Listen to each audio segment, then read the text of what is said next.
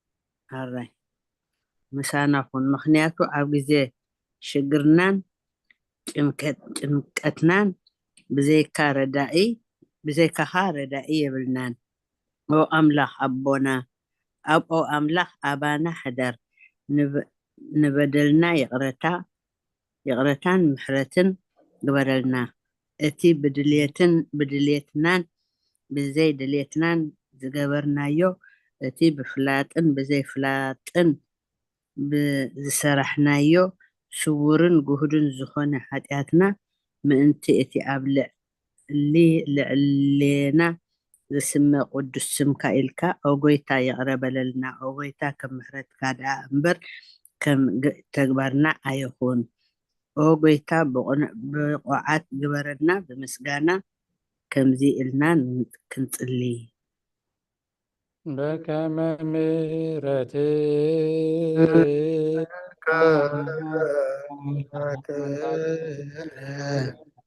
ወኮበከ ማበሳነ በከመ ምሕረትከ አምላክነ ወአኮ በከመ ማበሳነ በከመ ምሕረትከ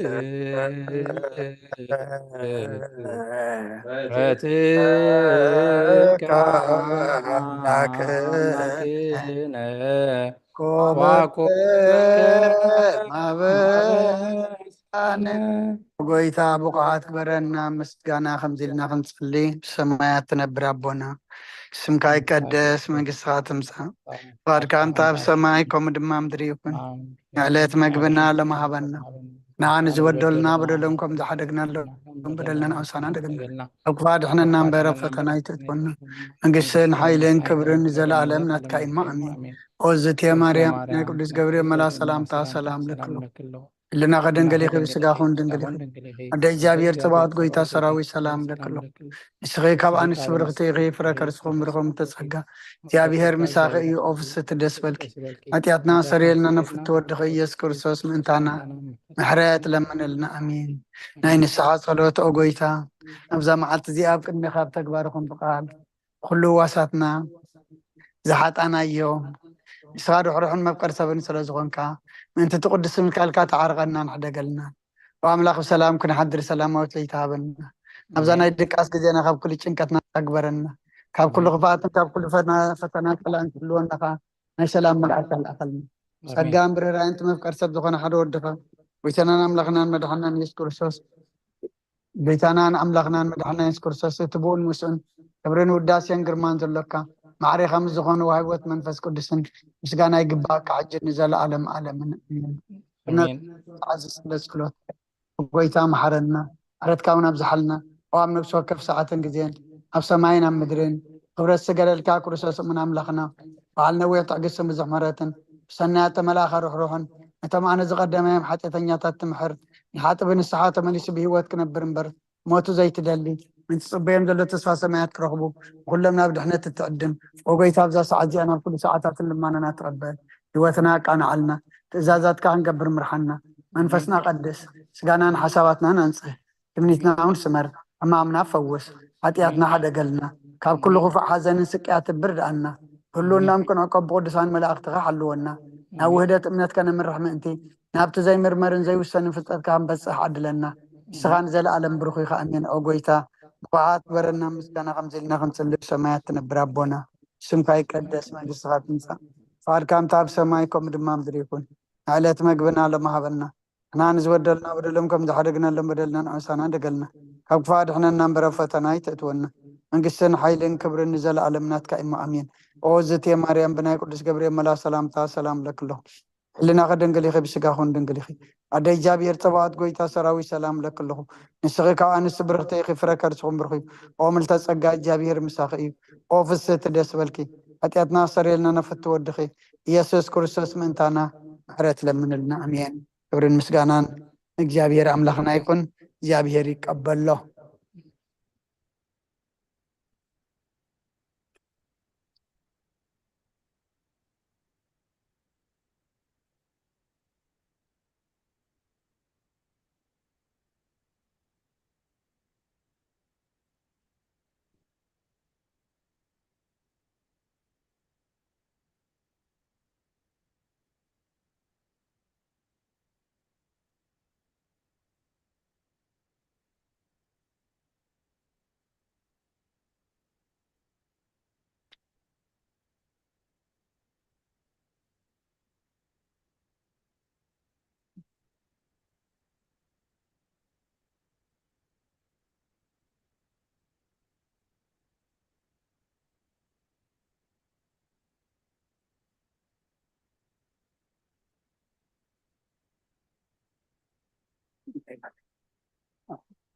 رخي بيعمل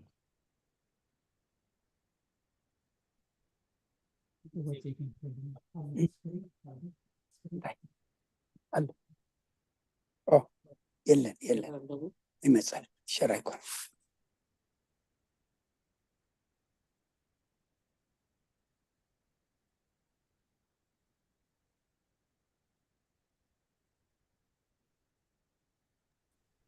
ده عندنا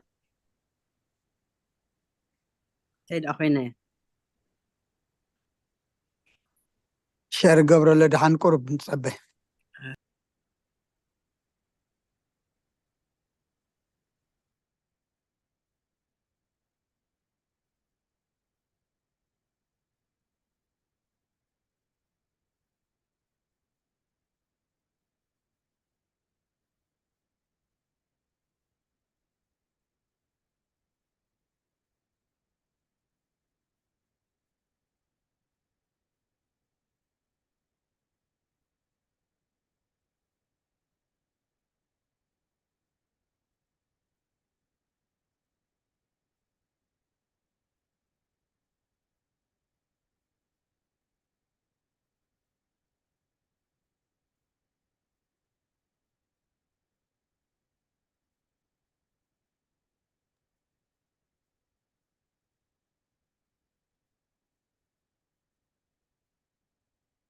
تابس إن كان هذا يكون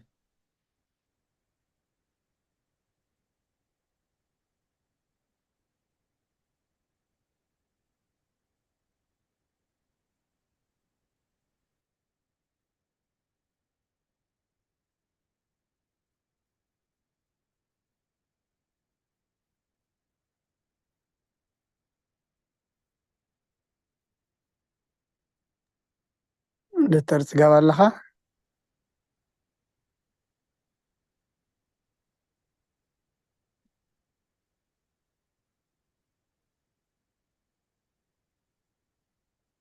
سوري على بقشي أري تاشر مبالع بيحنم أوكي تا أنت أشي بتصنع حكاته دحين مساعدة مزيان مسيح ماشي يغري تحسين يا تاني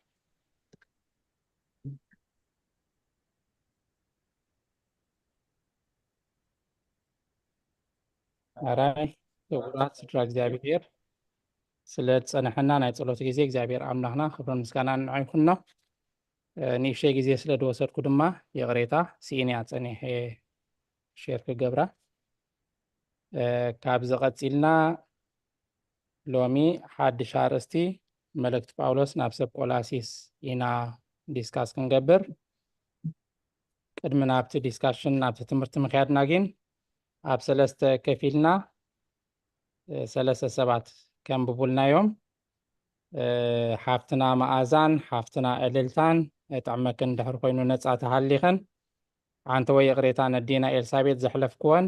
ብዕድመ ኣደ ስለ ዝኾናየ ንዓን ቀዳምነት ሂበየን ትውዳእ ስለ ዝነበረታ ንባብ يقني كورت يهبلي ኣሜን ኣቐዲምክን ከም ደኣተ ክንሪአክን እየ ግን ኣብዚኣ ሕጂ ክፍሊ ክበክን እየ ሓፍትና መዓዛ ምሳና እንድሕሪ ሃሊኺ መልእክቲ ጳውሎስ ናብ ሰብ ቆላሲስ ምዕራፍ 1 ካብ ቁፅሪ 1 ክሳብ 14 ከተንብብልና ኢኺ ቀፂላ ደላ ንባብ ድማ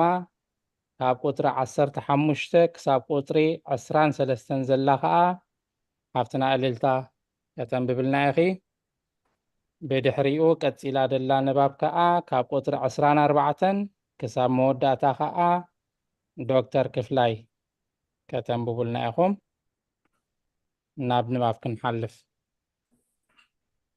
ዲያቆን ሓወይ እስከድገመለይ መልእክቲ እታ ሓደ ካብ 1 እስካብ 14 ቆላስይስ ድያ هو መልእክቲ ጳውሎስ ናብ ሰብ ቆላሲስ ምዕራፍ 1 ካብ 1 ክሳብ 14 ይደል ያለሁ ኸራይ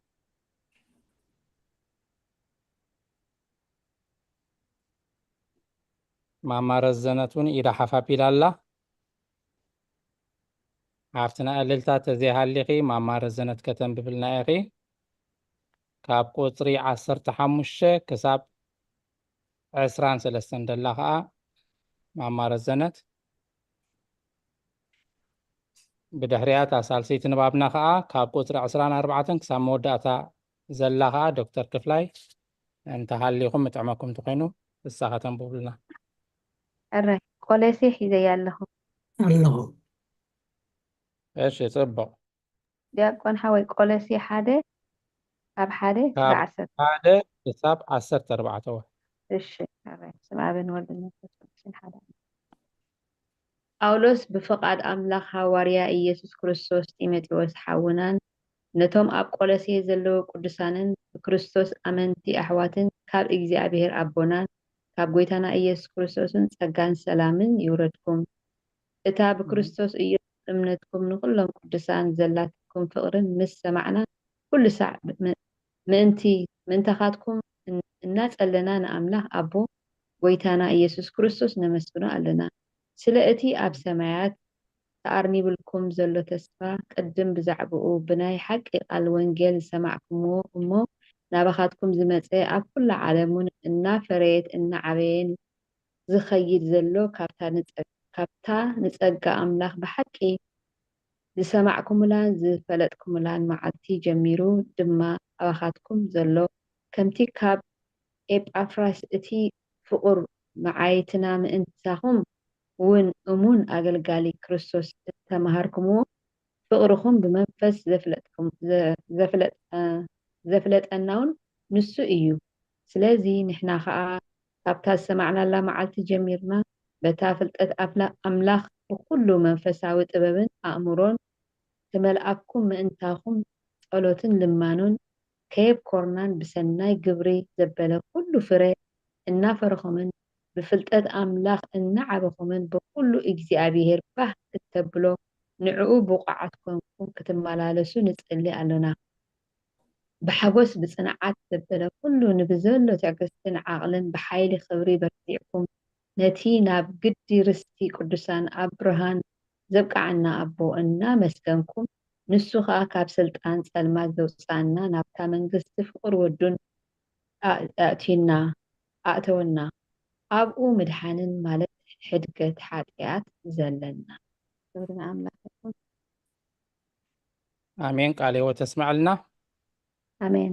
آمين قال هو تسمع لنا حاوي أنا بدرهي مس سكريني كب أسكبيلي جيرة عند حردي الله خوينا خلنا ببي اللي تحفتنا تلي خاني معها باقي بقره يعني را እሺ ልልታ ሓፍትና ስለ ዘየንበበት ድሒራ ስለ ዝመፀት ንዓኽነ ባይና እሺ إيش حراي 23 15 اوكي ንሱ መልክዕቲ ዘይርአ ኣምላኽ በኽሪ ኩሉ ፍጥረቱን እዩ ኣብ ሰማያትን ኣብ ምድርን ዘሎ ዝርአን ዘይርአን ዝፋናት ኮነ ወይስ ጎይትነት ሕልቅነት ወይስ ስልጣናት ኩሉ ብኡ ተፈጢሩ ኣሎ እሞ ኩሉ ብኡን ንዕኡን እዩ ተፈጥረ ንሱ ከዓ ቅድሚ ኩሉ እዩ ኩሉ እውን ብኡ ቆይሙ ኣሎ ንሱ ነቲ ስግኡ ድማ ርእሱ እዩ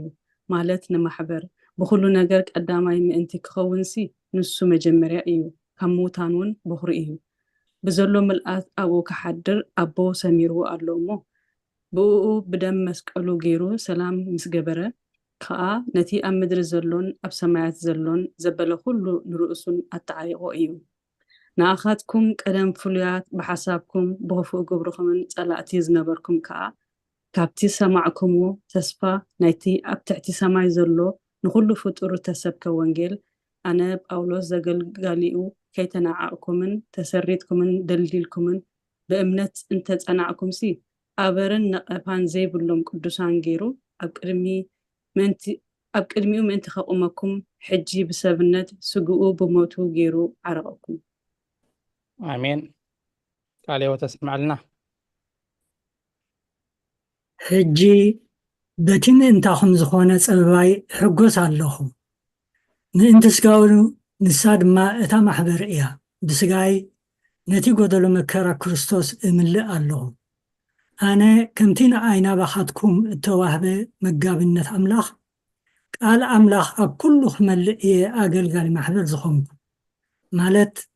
እቲ ካብ ዘለዓለምን ካብ ውሉድ ወለዶን ተሰዊሩ ዝነበረ ሎሚ ግና ንቅዱሳኑ እተገልጸ ምስጢር ሃብቲ ክብሩ ነዚ ምስጢር እዚ ኣብ ኣሕዛብ እንታይ ምዃኑ ክፍልጥ ንዝደለዮም ንሱ እውን ክርስቶስ ኣባኻትኩም ተስፋ ክብሪ እዩ። ንሕና ድማ ንኩሉ ሰብ ብክርስቶስ ምሉእ ጌርና ከነቁሞ ብጥበብ ዘበለ ንኩሉ ሰብ እናመዓድና ንኩሉ ሰብ እውን እናምሃርና ንነግር ኣሎና። ነዚ ድማ ኣነ ብመጠን እቲ ኣባይ ብሓይሊ ዝገብር ዘሎ ግብሩ እናተጋደልኩ እፅዕር ኣለኹ። ኣሜን። ካልእ ወተት ማዕልና ኣራይ እምበር ካብ ዝቐፂልና ናብ ትምህርቲ ክንሰግር ኢና። መምህር ተኽሉ ኣጋጣሚ ስለዘይጠዓሞ የለኹን ኢልና ኣሎ። እግዚአብሔር ኣብቲ ዘለዎ ይሓልዎ። ኣቤ መርጌታ እውን መገሻ ረኺቦም ጌሾም ኣለው። ንሎሚ ትምህርቲ ዝምህሩና ኣቦና ኣቤ መልአከ ሰላም እዮም። ብድሕሪ ከዓ ከምቲ ልሙድ ሓሳብና ዝሃብና ዲስካስ ክንገብር ኢና።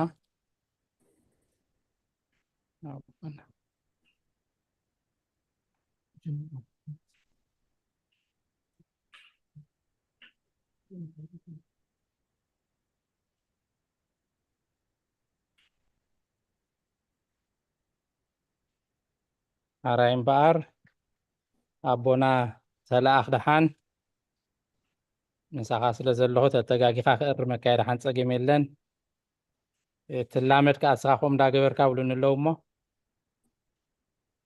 ኣነ ጅምር ቀቡለ ኩላትና ሓሳብ ንሓሳብ እንዳተለዋወጥና ከዓ ንመሃሃር ከም ፍቃድ እግዚአብሔር ኣምላኽ ምስጋና ንኣምላኽ ይኹን። መልእክቲ ጳውሎስ ናብ ሰብ ቆላሲስ ኢና ሎሚ ክንርኢ። እዛ መልእክቲ ጳውሎስ ካብ ኤፌሶን ብወገን ምብራቅ ኣብ ንእሽቶ ኤስያ እትርከብ ኣብ ቆላሲስ ንዘላ ቤተክርስትያን እያ ተፃሒፋ። ሓዋርያ ቅዱስ ጳውሎስ ኩሉ ግዜ ከም ንፈልጦ መልእክቲ ክፅሕፍ ከሎ እቲ ገለ ናብ ማሕበራት ናብ ቤተክርስትያናት ኢሉ ይፅሕፎ ነይሩ። እቲ ገለ ከዓ ናብ ውልቀ ሰብ ናብ ግለሰብ ናብቶም ምስኡ ዘገልግሉ መተዓይቱ ዝነበሩ ኣገልገልቲ ወንጌል ናብኦም ይልእኽ ነይሩ መልእክቲ። ወይ ከዓ ናብ ሰብ ሮሜ ናብ ሰብ ቆሮንቶስ እናበለ ከዓ ናብቲ ህዝቢ ናብቲ ከተማ ከዓ ብሽም ናይቲ ከተማ ገይሩ ከዓ መልእክታት ሰድድ ነይሩ። ስለዚ እዛ ሎሚ ንዘራረበላ ሎሚ ንጅምራ ዘለና መልእክቲ ጳውሎስ ከዓ ናብታ ኣብ ቆላሲስ እትርከብ ቤተክርስትያን እንድተለኣከ መልእክቲ እዩ። እዛ ቤተክርስትያን እዚኣ ብስብከት ናይ ሓዋርያ ቅዱስ ጳውሎስ ዝቆመት ኣይኮነትን ነይራ። እንተኾነ ግና ካብታ ግዝኣት ሮማ ኣብ ኤስያ ቀንዲ ከተማ ዝኾነት ካብ ኤፌሶን ኣገልገልቲ የዋፍር ስለ ዝነበረ መዝነት ይስምዖ ነበረ። ሓዋርያ ቅዱስ ጳውሎስ ኣብ ቤተክርስትያን ቆላሲስ ንእግዚአብሔር ንምፍላጥን ምስኡ ንእግዚአብሔር ንምፍላጥን ምሉእ ምድሓን ንምርካብን ነፍሲ ወከፍ ሰብ ንናይ መንግስቲ ሓይላትን ስልጣናትን ክሰግድ ኣለዎ ዝብሉ ሓሰውቲ መምሃራን ምንባሮም ሰሚዑ ነበረ። ኣብ ርእሲ እዚ እዞም መምህራን እዚኣቶም ነፍሲ ወከፍ ሰብ ከም ግዝረት ንዝኣመሰሉ ስርዓታት ክፍፅም ብዛዕባ መግብን ካልእ ነገራትን ንዝርኢ ሕጊ ብፅኑዕ ክሕሉ ኣለዎ ይብሉ ነይሮም። ሕጂ ሓዋርያ ቅዱስ ጳውሎስ መልእክቲ ክሰድድ ከሎ ኩሉ ግዜ ኣብ ምንታይ ዘተኩር ነይሩ? እታ ከተማ እቲኣ እቲ ህዝቢ እቲ ኣብ ከመይ ኩነታት ኣሎ መሰፅንዐ ከምዚ ዓይነት ትምህርቲ የድልዮም ኣሎ ከምዚ ዓይነት ስብከት የድልዮም ኣሎ ብምባል ነቲ ሁሉ ኩነታቶም ብዝምልከት ኣርእስቲ ብምሓዝ እዩ ዝፅሕፈሎም ነይሩ።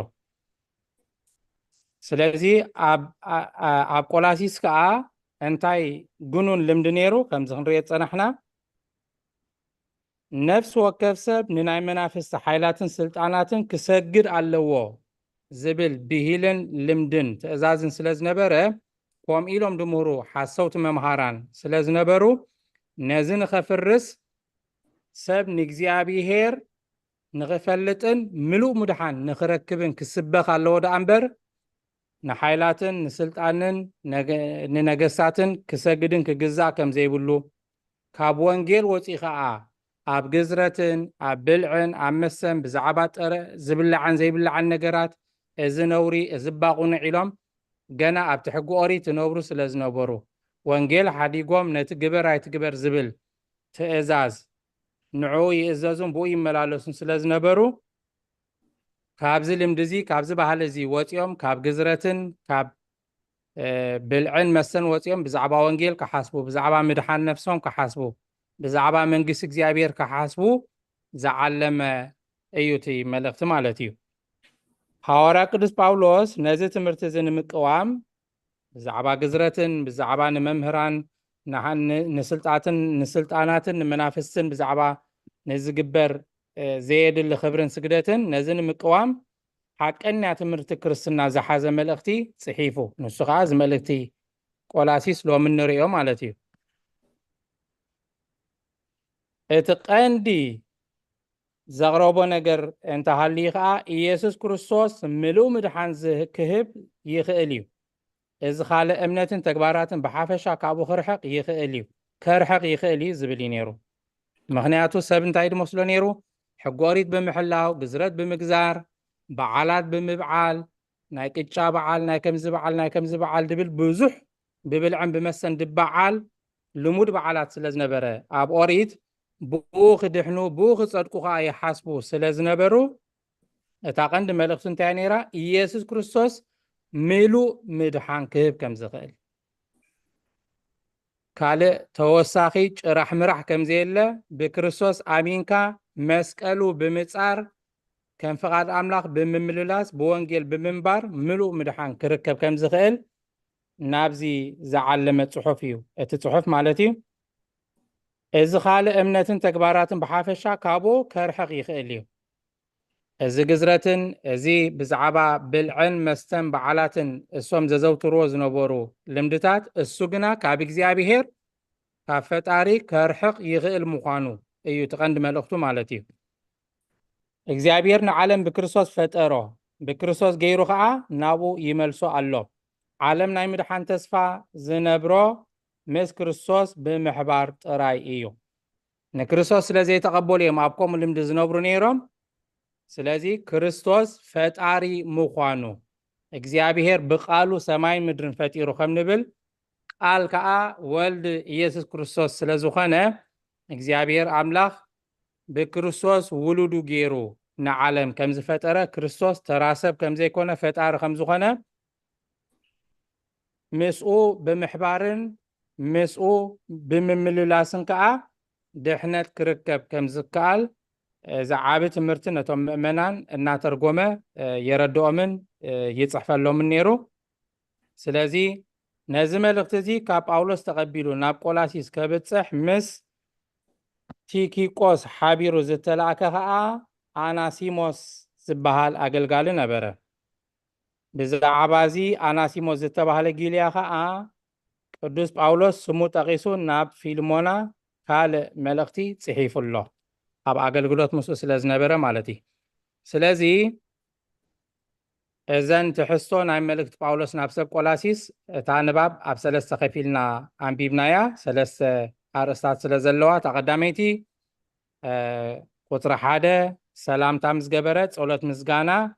እቲ ካልኣይ ከዓ ክርስቶስ ልዕሊ ኩሉ ምዃኑ እታ ሳልሰይቲ ከዓ ኣገልግሎት ጳውሎስ እያ ትብል።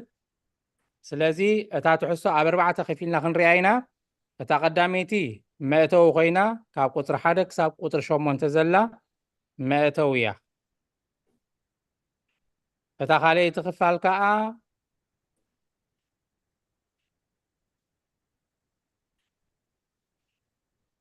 ብሓፈሻ ነዘን ንመልእክቲ ጳውሎስ ናብ ሰብ ቆላሲስ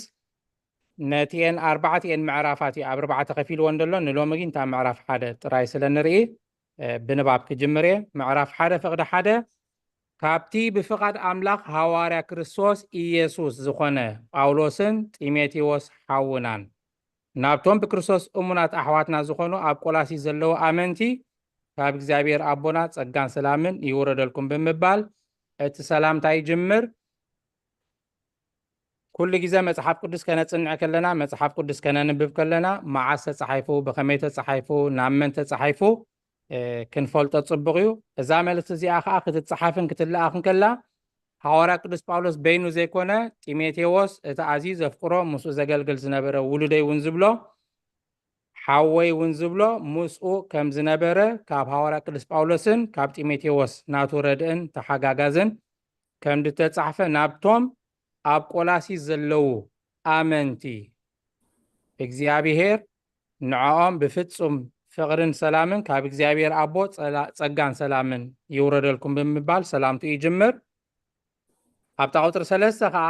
ናይ ምስጋና ጸሎት ኣለና እንታይ ድብል ብዛዕባታ ኣብ ኢየሱስ ክርስቶስ ዘላትኩም እምነትን ንኹሎም ኣመንቲ ዘለኩም ፍቅርን ምሰማዕና ካብ ኩሉ ይቅሬታ ኩሉ ሳዕ ምእንታኻትኩም እናጸለየና ንኣምላኽ ኣቦ ጎይታና ኢየሱስ ክርስቶስ ነመስግኖ ኣለና ኣብ ክርስቶስ ብዝነበሮም እምነትን ኣብቶም ኩሎም ኣመንቲ ከዓ ዝነበሮም ፍቅርን ስምምዕን ብሰላም ምንባርን ብዛዕባዚ ኩሉ ግዜ ንኣምላኽ ምእንታኹም እናጸለኹ ነቦ ጎይታና ኢየሱስ ክርስቶስ ኣመስግኖ ኣለኹ ይብል ብሓቂ ቅዱሳን ተሰማሚዕና ክንነብር ከለና ብፍቅሪ ብሰላም ክንነብር ከለና ናብ ኣምላኽ ክንመጽእ ከለና እምነትና ከነጽንዕ ከለና ኣዝዮም ይሕጎሱን ስለቲ ነገር ከዓ ኩሉ ግዜ ከም ድጽልዩኒ ዝነግረና ደሎ እቲ ቃል ሓቂ ዝኾነ ወንጌል ቅድም ናባኻትኩም ምስ መጸ ብዛዕባት ንሱ ዝህቦ ተስፋ ሰሚዕኩም ነርኩም ስለዚ እምነትኩምን ፍቅረኹምን ኣብቲ ኣብ ሰማይ ተዓቂሩልኩም ዘሎ ተስፋ ዝተመስረተ እዩ ይብሎም ክብርና ኣምላኽ እቲ ወንጌል ሓቂ እንድሕሪ ናባኻ መጽኡ ብርሃን ወንጌል እንድሕሪ በርሂልካ ኩሉ ግዜ ተስፋኻ ኣበይ ድኸውን ኣብቲ ኣብ ሰማይ ተዓቂሩልካ ዘሎ ይድኸውን ማለት እዩ ኣብዚ ምድሪ እዚ ተስፋ ትገብረሉ ነገር የለን በዚ ከዓ ኣዝዩ ተሓጒሱን ንኣምላኽ ደመስግንን ብዛዕባ እዚ ከዓ ዝገልጸሎም ዘሎም ከምቲ ወንጌል ካብታ ጸጋ ኣምላኽ ዝሰማዕኩሙላን ሓቀኛ ምዃና ብኩሉ ወገና ዝተረዳእኩሙላን መዓልቲ ጀሚሩ ኣባኻትኩም ዝፈረዮን ዝተዘርግሖን ከምኡ ከዓ ኣብ ኩሉ ዓለም ይፈርን ይዝርጋሕን ኣሎ ብምባል ከዓ ብስራት ይነግሮም ልክዕ ከምቲ ወንጌል ናባኹም ምስ በጽሓኩም ምስ ተረዳእኩም ኣባኹም ዝፈርን ዝዝርጋሕን ዘሎ ኣብ ኩሉ ዓለም ከዓ ይፈርን ይዝርጋሕን ኣሎ ብምባል ብስራት ይነግሮም ንምንታይ ከም ኢልዎም ሐዋርያ ቅዱስ ጳውሎስ ብዓቕሙ ኣብ ኤስያ ክሳብ ኤውሮጳ በዓል ግሪክ በዓል ቱርክን ከባቢኡን ናብ ሮማ ናብ ጣልያን ብሓፈሻ ናብ በዓል ስፔን ኣብዚ ኩሉ ቦታታት እናተዘዋወረ ወንጌል የስፋሕፍሕ ስለ ዝነበረ ምስቶም መተዓይቱ እቶም ካልኦት ሐዋርያቱን ገሊኦም ኣብ ህንዲ ገሊኦም ግብፂ ኸይዶም ኣብ ሙሉእ ዓለም ተበቲኖም ወንጌል ኣምላኽ ይሰብኩ ስለ ዝነበሩ እዚ ወንጌል እዚ ኣባኻትኩም ጥራይ ደይኮነ ኣብ ሙሉእ ዓለም ይፈርን ይዝርጋሕን ኣሎ ብምባል ልክዕ ከምኣቶም ከዓ ኣብ ዓለም ሙሉእ ንክርስቶስ ዝስዕቡ ኣመንቲ ይስፋሕፍሑ ከም ደለዉ ብስራት ይነጊርዎም ማለት እዩ እቲ ፍቁር መተዓይትናን ኣብ ክንዳናውን እሙን ኣገልጋሊ ክርስቶስን ዝኾነ ኤጳፍራጥስ እውን እዚ እዩ ዝመሃረኩም ብዛዕባቲ ብመንፈስ ቅዱስ ዘለኩም ፍቅሪ እውን ንሱ እዩ ዝነገረና ሐዋርያ ቅዱስ ጳውሎስ ኣብ ትሕቲኡ ኮይኖም ዝለኣኽዎን ዘገልግልዎን ወንጌል መተዓይቱ ብዙሓት ነይሮም እዮም እሱ ከዓ እንታይ ይገብር ነይሩ ናብ ኩሉ ቦታ እናበፅሐ መልእኽቲ እናፀሓፈ ከዓ የፃናንዖምን የበራትዖምን ዳህዮም ይገብርን ነይሩ ስለዚ ከዓ እቲ እሙን መተዓይትና ዝኾነ ኤጳፍራስ እውን ብዛዕባኹም እቲ ዘለኩም ፍቅሪ እሱ ዝነገረና ብምባል ይሕብር ማለት እዩ ስለዚ እውን ንሕና ካብታ ዝሰማዓናላ መዓልቲ ጀሚርና ብኩሉ መንፈሳዊ ጥበብን ርድኢትን ፍቓድ ኣምላኽ እንታይ ከም ዝኾነ እትግንዘብሉ ሙሉእ ፍልጠት ምእንቲ ክወሃበኩም እናለመና ብዛዕባኹም ካብ ምጽላይ ኣቋሪፅና ኣይንፈልጥን ክብርን ኣምላኽ ይኹን ናብ ጎይታ ክንመጽእ ከለና ምስ ኣምላኽ ክንመላለስ ከለና እምነትና ከዓቢ ፍልጠትና ከዓቢ እንታይ እዮም ዝገብሩ ኩሉ ግዜ መምሃራንን ቅዱሳን አቦታትን ኩሉ ግዜ ኣብ ጸሎቶም ለይትን መዓልትን ይዝክሩናዮም ማለት እዩ። ስለዚ ከዓ ቤተ ክርስቲያን ስለ ንኡሰ ክርስቲያን እናበለት ትጽሊ፣ ስለቶም ጀመርቲ ስለቶም ሓደሽቲ ኣመንቲ ትጽሊ፣ ስለ ሕሙማት ትጽሊ፣ ተጨኒቆም ስለ ዘለው ኣብ ሽግርን ኣብ መከራን ስለ ዘለው፣ ስለ ዝሓመሙ ሰባት ስለ ኩሉ መሰብቋዓት ወካዕበና ሰበቁ እናበሉ ከምዚ ቅዳሴን ኣብ ለይትን ኣብ ኪዳንን ኩሉ ግዜ ንሰምዖ። ቤተ ክርስቲያንና ኩሉ ግዜ ስለ ኣገልገልትን ስለ ካብ ኣምላኽ ርሒቆም ዘለዉ ሰባትን ስለ ኩሉ ትጽልያ ማለት እዩ። ካብዚ ንመሃሮ ነገር እንተሃሊኻ ንሕና ከዓ ኩሉ ግዜ ስለቶም መታዓይትናን ዘገልግሉና ዘለውን እነገልግሎም ዘለና ኣሕዋትን ስለ ኩሉ ኣብ እምነት ክንጸንዕን ክንብርትዕን ክንጽሊ ንሓድሕና ከም ዝግባእ እዩ ማለት እዩ። ብሰናይ ግብሪ ዘበለ ኩሉ ፍሬ እናፈሬኹም ብፍልጠት ኣምላኽ እናዓብየኹም ንዕኡ ዝበቅዕ ህይወት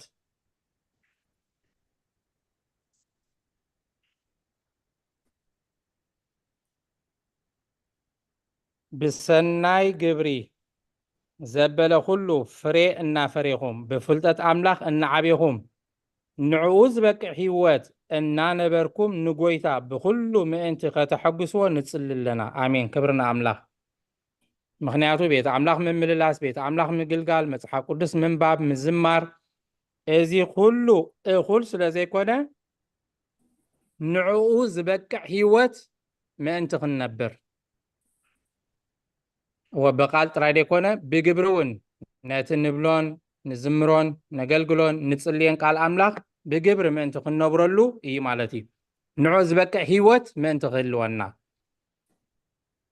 ስለዚ ነገር ከዓ ይጽሊ ነይሩ ማለት እዩ። ዓብይ ትዕግስትን ጽንዓትን በቲ ክቡር ሓይሉ ረኺብኩም ብኩሉ ሓይሊ ምእንቲ ክትብርትዑ ነቲ ግደ ርስቲ ቅዱሳን ዝኾነ መንግስቲ ብርሃን ዘብቅዐና ኣቦ ብሓጎስ ከተመስግኑ ንጽሊ ኣሎና ይብል። ግዜ ከይወስደልኩም ምእንቲ ሕልፍ ሕልፍ ክብልየ ተመሳሳሊት መልእኽቲ ንሱ ካብ ስልጣን ጸልማት ኣውፅኣና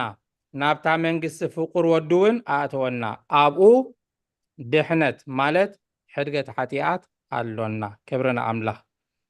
እቲ ካብ ስልጣን ጸልማት ዘውፀና ካብ ግዝኣት ሰይጣን ዘውፀና ካብ ዘመን ባርነት ካብ ዘመን ኣርዑት ዘውፀና ናብ መንግስቲ ፍቁር ወዱ እውን ኣእተወና ኣብኡ ድሕነት ማለት ሕድገት ሓጢኣት ኣሎ። ብርግጽ ናብ ኣምላኽ እንተመጺኻ ናብ ክርስቶስ እንድሕር መጺኻ ጥራዩ ካብ ስልጣን ጸልማት ወፂኻ ናብ ብርሃን እትመጽእ ምክንያቱ ክርስቶስ ብርሃን ዓለም ስለ ዝኾነ ኣብኡ ከዓ ድሕነት ማለት ሕድገት ሓጢኣት ኣለና ይብል። ኣብ ክርስቶስ ተደይ መጺኻ ሕድገት ሓጢኣት ድበሃል የለን። ከምቲ በቐዳማይ ተዘራረብናሉ ብጀካ ፈጣሪ ሓጢኣት ከሓድግ ዝኽእል ፍጡር የለን። ስለዚ ሓጢኣትካ ክሕደገልካ እንድሕር ደሊኻ ምሕረት ክትረክብ እንድሕር ደሊኻ ወናብ ክርስቶስ ክትመጽእ ኣለካ ማለት እዩ። ቀፂላ ደላታ ካልአይቲ ኣርእስቲ ተኸፊልናያ ደለና ካብ ቁፅሪ 15 ክሳብ ቁፅሪ 13 ኮይና ክርስቶስ ልዕሊ ኩሉ ምዃኑ እዩ።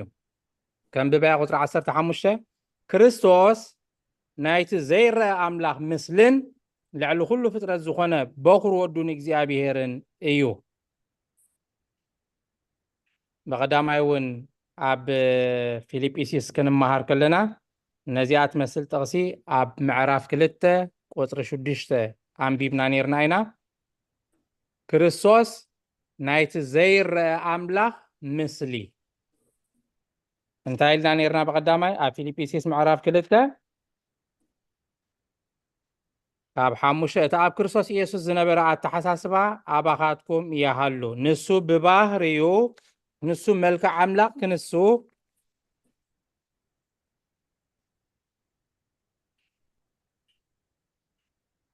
ንሱ ብመልክዕ ኣምላኽ ክንሱ ነቲ ማዕረ ኣምላኽ ምዃኑ ከም ምምንዛዕ ኣይረኣዮን። ንሱ ብመልክዕ ኣምላኽ ክንሱ ኣብዚ ከዓ እንታይ ትብለና ኣላ? ንሱ ክርስቶስ ናይቲ ዘይረአ ኣምላኽ ምስሊ ምዃኑ ልዕሊ ኩሉ ፍጥረት ዝኾነ በኩር ወዱ ንእግዚኣብሔር እዩ። ከመይ ይብል ኣብ ሰማያትን ኣብ ምድርን ዘሎ ኩሉ ዝርአን ዘይርአን መናብርት ይኹን ጎይቶት ጎይትነት ሊቃናት ይኹኑ ስልጣናት ኩሎም ብኡ ዝተፈጥሩ እዮም። ኩሉ ብኡን ንኡን እዩ ዝተፈጥረ ንሱ ከዓ ቅድሚ ኩሉ ፍጥረት ዝነበረ እዩ ኩሉ እውን ብኡ ቆይሙሎ። ክብርና ኣምላኽ ኣዝያ ዓባይን ኣገዳሲትን ጥቕስያ እዚኣ ምክንያቱ እንታይ ድብል ዘሎ ኣብ ሰማይ ይኹን ኣብ ምድሪ ዝረአን ዘይረአን እታ ጸሎት ሃይማኖት ንብላ ማለት እያ መናብርት ይኹን ጎይቶት ሊቃናት ይኹን ስልጣናት ኩሎም ብኡ ዝተፈጥሩ እዮም። ብመን? ብክርስቶስ። ስለዚ ክርስቶስ ፈጣሪ እዩ ማለት እዩ ፍጹም ኣምላኺ ማለት እዩ። ስጋ ለቢሱ ስለዝመፀ ካብ ኣቦ ኣይነንእሶን ኢና ካብ መንፈስ ቅዱስ ኣይነንእሶን ኢና ፍጡር እውን ኣይንብሎን ኢና። እንታይ ደኣ ከምቲ ጸሎት ሃይማኖት ንብሎ ዘተወልደ ወአኮ ዘተገብረ ዘእሪ ምስለ አብ በመለኮቱ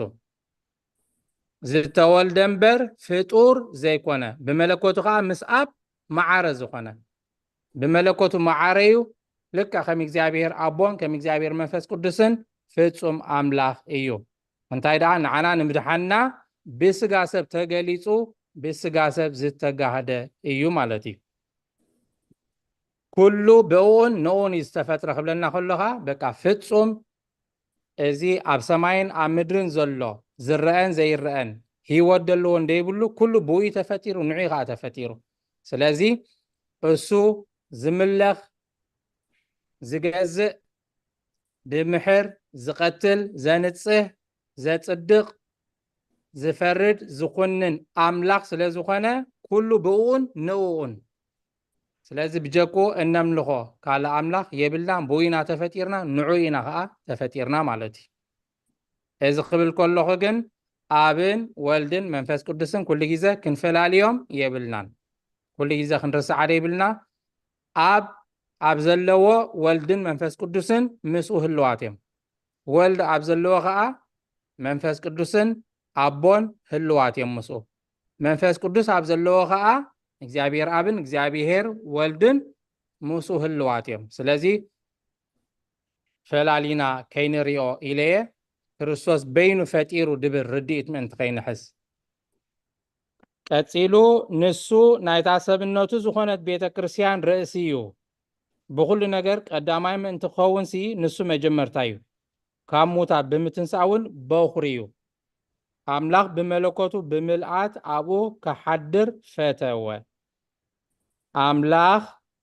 በቲ ወዱ ኣብ መስቀሉ ዘፍሰሶ ደም ገይሩ ከዓ ሰላም ገበረ። ነቲ ኣብ ምድሪ ዘሎን ኣብ ሰማያት ዘሎን ዘበለ ኩሉ ከዓ ምስ ገዛእ ርእሱ ዓረቆ። ብርግፅ ክርስቶስ በኹሪ ናይ ኩሉ እዩ ማለት እዩ። ምክንያቱ ንሕና ውልድነትና ብሰንኪ ሓጢኣትና ውልድነትና ጠፊኡ ካብ ርስቲ እግዚኣብሔር ተባሪርና ኣብ ማእሰርቲ ኣብ ሲኦል ንነብር ነርና። ክርስቶስ ግን በኹሪ ውሉድ ናይ እግዚኣብሔር ኮይኑ ብስጋ ሰብ ተገሊጹ መጺ ማለት እዩ። ምክንያቱ እቲ ናትና ውልድነት እቲ ካብ ኣቦናን ካብ ኣዴናን እንውለዶ ካብ ኣቦና ኣዳምን ካብ ኣዴና ሄዋንን እናተወልደ ድመፀ ዘርእሰ ብምሉኡ ነቲ ዕዳቲ ክኸፍል ኣይከኣለን። ንሲኦል ክብዝብዝ ነቶም ኣብ ሲኦል ዘለዉ ሰባት ነፍሳት ነፃ ከውፅእ ኣይከኣለን። ንገነት ከርሑ ኣይከኣለን። ዕዳና ክኸፍል ኣይከኣለን። መርገምና ክድምስስ መርገም ኮይኑ ክሻየጠና ኣይከኣለን። ስለዚ ሓድሽ ውሉድ ኣድልዩ ማለት እዩ። ንሱ ከዓ በኹሪ ውሉዱ ንእግዚአብሔር ንሱ ከዓ ኢየሱስ ክርስቶስ ካብ ሙታት ብምትንሳእ እውን በኹሪ እዩ ኢልዎም። ኣብዚኣ ሓንቲ ክትበርሀልና ግን እንታይ ከተሓሳስብ ይደሊ ክርስቶስ ቅድሚ 2000 ዓመት ካብ ቅድስቲ ድንግል ማርያም ስለ ዝተወልደ ኣይኮነን ወልድ ዝበሃል። ኩሉ ግዜ ኣብ ምስጢረ ስላሴ ክንመሃር ከለና ኣብ ወልድ መንፈስ ቅዱስ ንብል ኢና። ስለዚ ወልድ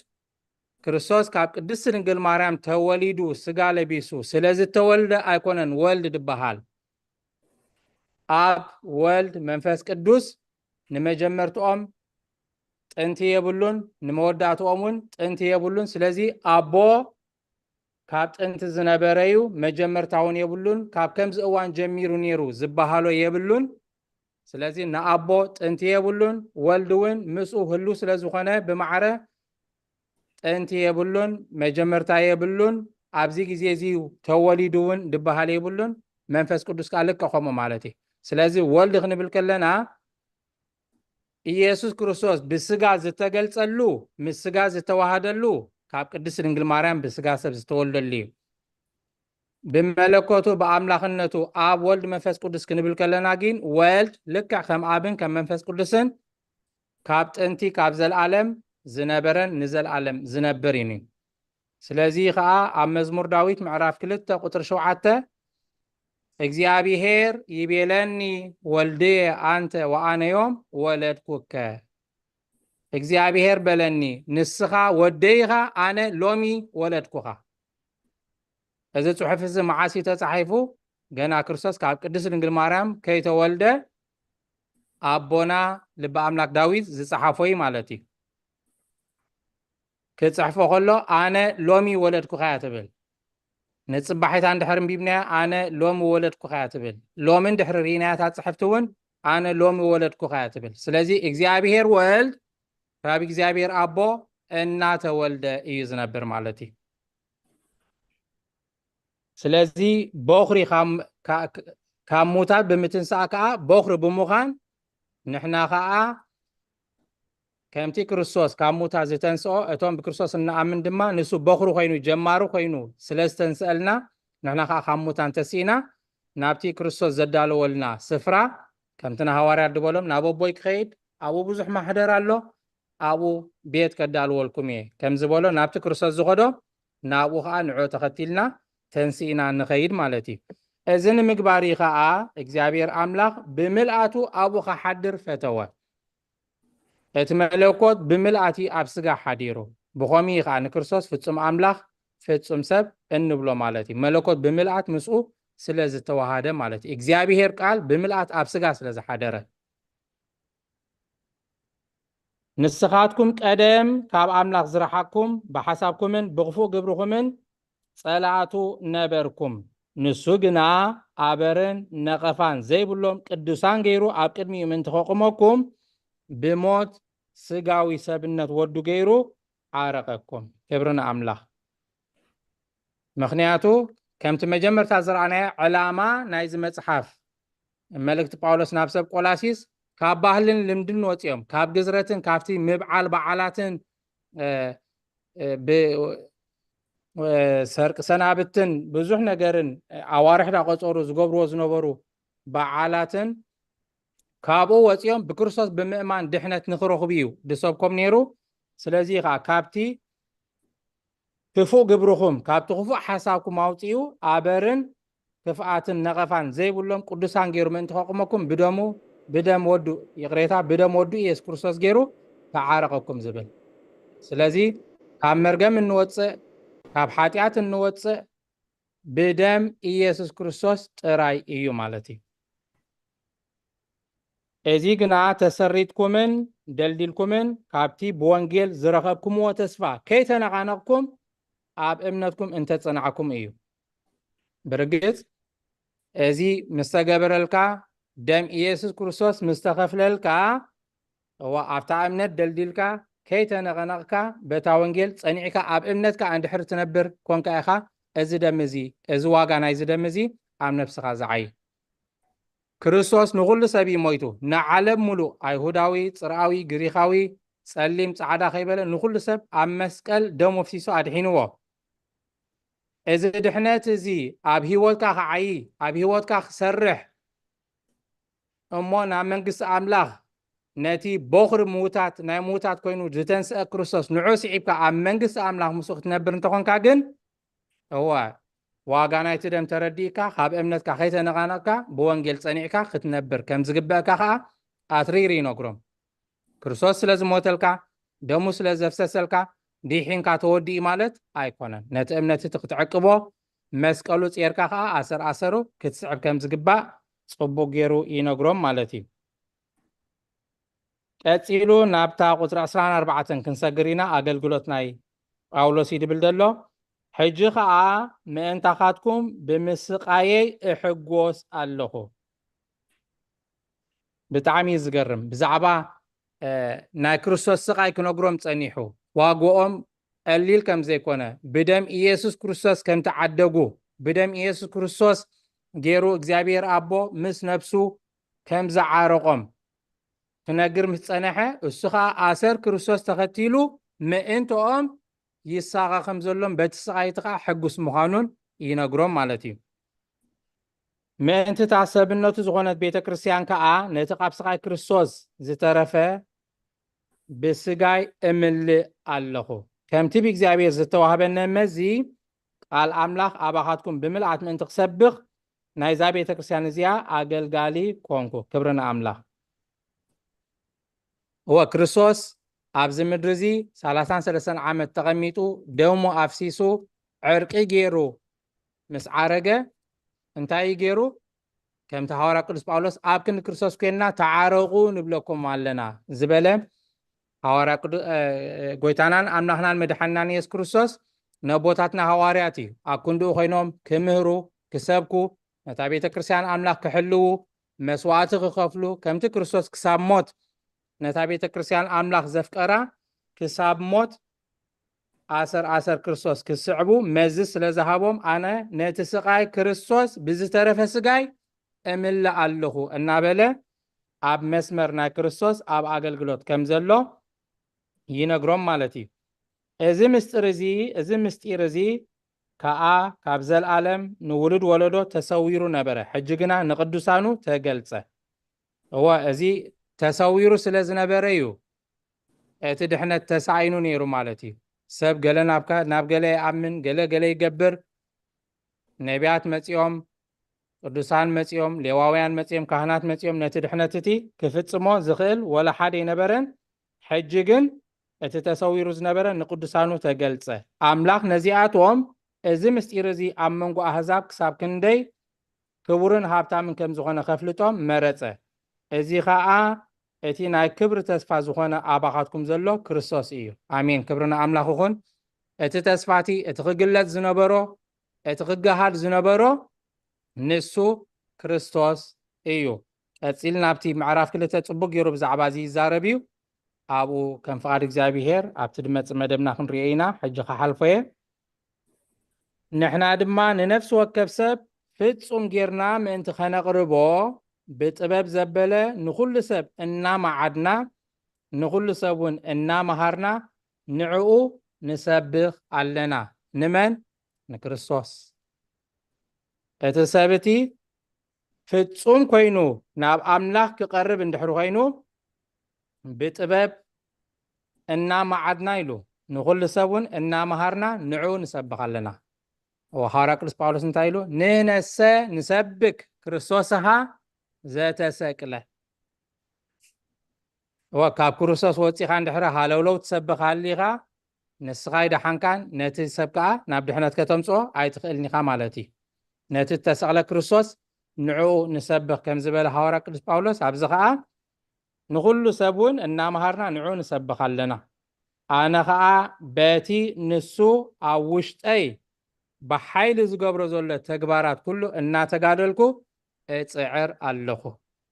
ሐዋርያ ቅዱስ ጳውሎስን ኩሎም ሐዋርያትን ኣብ ኣገልግሎቶም ኣብ ዕዮኦም ኣብ ስብከቶም ብዙሕ ገድሊ ብዙሕ ፃዕሪ ብዙሕ ስቃይ ብዙሕ መከራ እዩ ነይርዎም። ልክዕ ከምቲ ናይ ጎይታ ዘዕርፍሉ ቤት ኣይነበሮምን። ዓዲ ዓዲ እናዘሩ መግቢ ይብሎም ድብላዕ ይብሎም ድስተ ይብሎም ቅያር ጫማ ይብሎም ቅያር ክዳን ይብሎም እናተኣስሩ እናተገርፉ እናጠመዩ ብክንደይ ሽግር ብክንደይ ፃዕሪ እናተጋደሉ እዮም ነቲ ወንጌል ኣምላኽ ዝሰብኩ ነይሮም። እዚ ከዓ ብኸመይ ይኽእልዎ ነይሮም? በቲ ንሱ ኣብ ውሽጠይ ዝገበሮ ሓይሊ እግዚኣብሔር ሓይልን ሞገስን ሂብዎም ስለ ዝነበረ ከምዚ ዓይነት ኣገልግሎት የገልግሉ ነይሮም። የቕሬታ ግዜ ውስድ ኣቢለ ኣለኹ። ፀኒልኩም ስለ ዝሰማዓኩምኒ ኣብ ትገብርዎ ጸሎት እግዚኣብሔር ኣምላኽ ፀኒሉ ይስማዓኩም። ናይ ሎሚ እታ ንባብ ናይ መልእክቲ ጳውሎስ ናብ ሰብ ቆላሲስ ምዕራፍ 1 ነዚኣ ትመስል ነይራ። ካብዚ ናተይ ንላዕሊ ጌርኩም ክትገልጽዎን ክትንትንዎን ምዃንኩም ጽቡቅ ጌረ ይኣምን እየ ናባኹም ከብለኩም እየ ጽኒኢልኩም ስለ ዝሰማዓኩም እግዚኣብሔር ኣምላኽ ክብሮ ጸሎት ጽኒኢሉ ይስማዓኩም እሺ መሰጋገሪት ሓንቲ ሕፅር ድበለት መዝሙር ብፍላይ ከዓ ምዛ ኣርእስትና ዝኸይድ ኮይኑ ጽቡቕ ነይሩ ካብዛ ክንመሃር ፀናሕና እንታይ ኢና ተማሂርና ክርስቶስ ፈጣሪ ምዃኑ እግዚአብሔር ኣቦ ብደም ወዱ ገይሩ በቲ ኣብ መስቀል ዝፈሰሰ ደም ገይሩ ዕርቂ ከም ዝገበረልና ሐዋርያ ቅዱስ ጳውሎስ ከዓ ኣሰር ክርስቶስ ስዒቡ ልክዕ ከም ናይ ክርስቶስ ነቲ ስቃይ ክርስቶስ እምልእ ከም ዘሎ ብብዙሕ መከራ የገልግል ከም ዘሎ ኣብቲ መእተዊ ከም ዝሰማዕናዮ ከዓ ወንጌል ኣዝዩ ይሰፍሕን ናብ ኩሉ ሰብ ይባዛሕን ፅቡቕ ፍረ ይፈሪ ከም ደሎን ከዓ ኣብ ዓለም ሙሉእ ከምዚ ደሎ ኢሉ ነጊርዎም እሞም ምስ ርእስቲ ድኸይድ ሓንቲ መዝሙር ድዝምረልና እሺ ሓፍትና መዓዛ እግዚአብሔር ይብርሃልኪ حرات كورن أملاخ يكون عليه وتسمعنا من البات إنجلت تدالوا خيطات بشان لا دحان صحيح هاي راهون قاليد حرات كورن أملاخ يكون እግዚአብሔር ካብር አመን መልስ ወስኽ ዲያቆን ሓወይ ምኸገል ግለት ካብ ልበይ እቲ ዝሰምዖ ቃል ካብ ልበይ ያቆረለይ ትብል እግዚአብሔር ሰማዕናያ ቃል ኣብ ልብና ያቆርሙ እግዚአብሔር ካብ አሜን ዳና አሜን ሰላምን ወልደን ክርስቶስን ሓደ አምላክ አሜን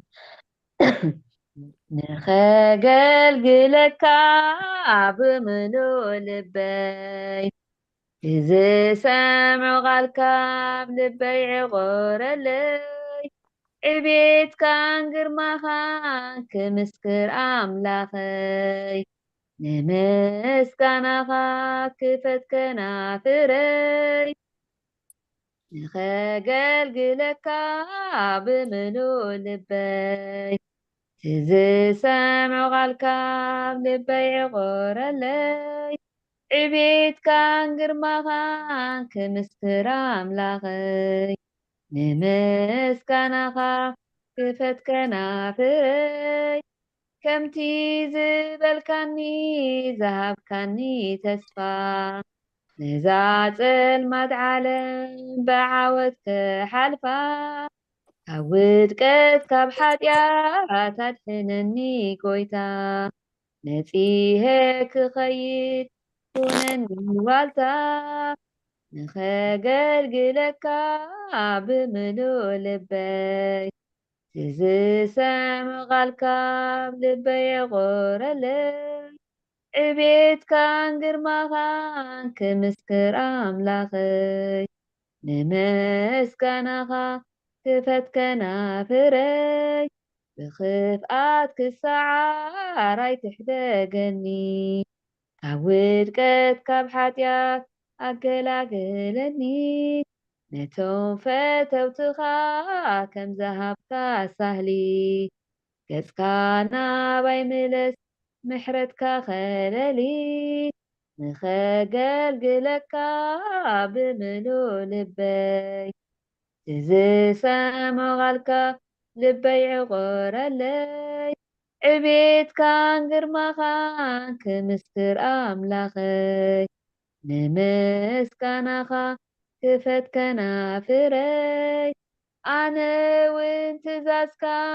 ክሕሉ እየ ንቅዱስ ስምካ ከመስግኖ እየ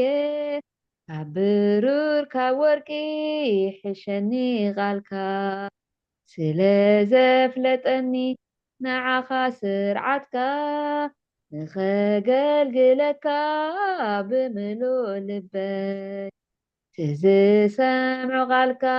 ልበይ የቆረለይ ዕቤትካን ግርማኻን ክምስክር ኣምላኸይ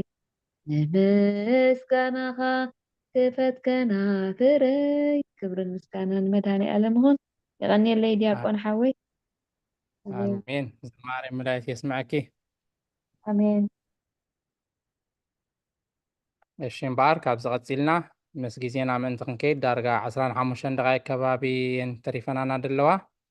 ናይዛ መዝሙር ኣስተንትኖ እንተለና ምስ መፅሓፍ ቅዱስ ጌርና ሓደ ክልተ ሰባት ዕድል ክህብ እየ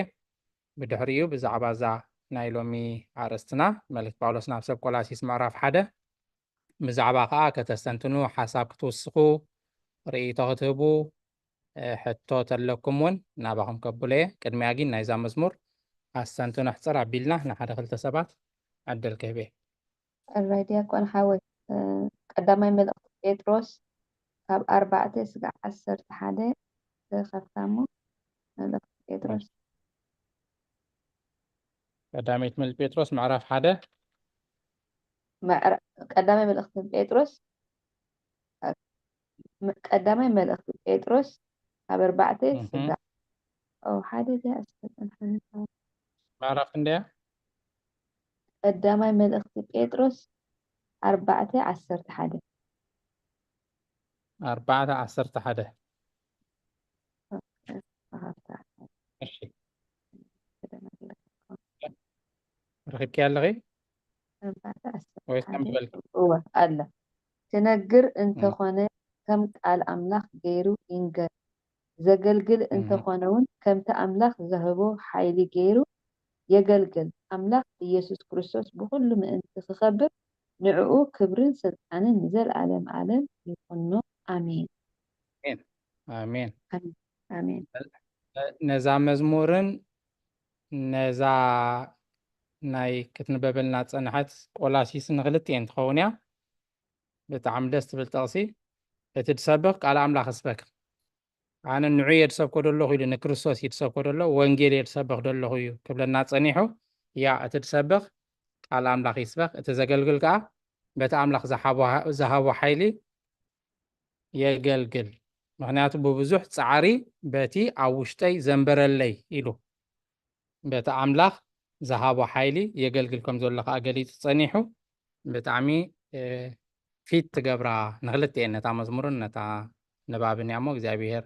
ፀጉ የብዝሓልኪ ኣሜን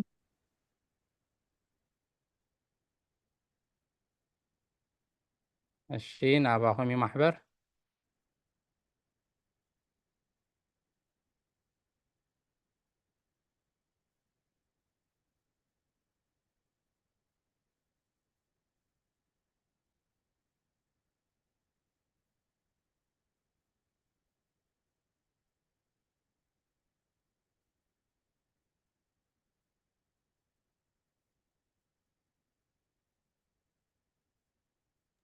سبتدي لها فيليبي خلته كاب 3:5 ماشي الراي حنت እኳን ርእሰይ ዓመኒ ብምባል ወይስ ንውዳሴ ኮንቱ ኣይትግበሩ ብትሕትና ግና እቲ ሓደ ነቲ ሓደ ካብ ርእሱ ኣብሊፁ ይርአዮ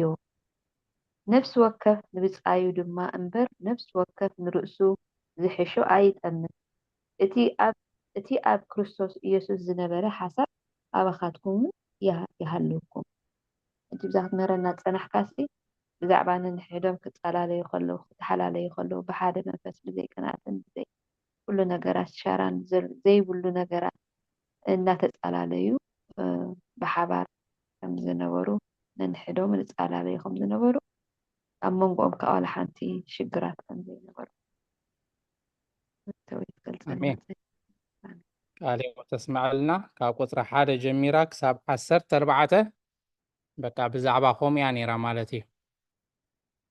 ስለ ኣገልግሎቶም ስለ እምነቶም ስለ ብዙሕ ነገር ኩሉ ግዜ ኣብ ፀሎቶም ዝዝክርዎም ከም ዝነበሩ በቲ ዝነበሮም ዕቤትን ፅንዓትን ሕጉሳት ምዃኖም እያ ነይራ ብጣዕሚ ደስ ትብል ክብሪ ንኣምላኽ ይኹን ኣሜን እሺ ካልኦት ከዓ ወላ ኣብዛ መዝሙር ተደይብልና ሽግር የለን ምስ ግዜና እውን ምእንቲ ክንከይድ ናብታ ንባብ ንሕለፍ ናይ ሎም ንባብና መልእክቲ ጳውሎስ ናብ ሰብ ቆላሲስ ምዕራፍ 1 እያ ነይራ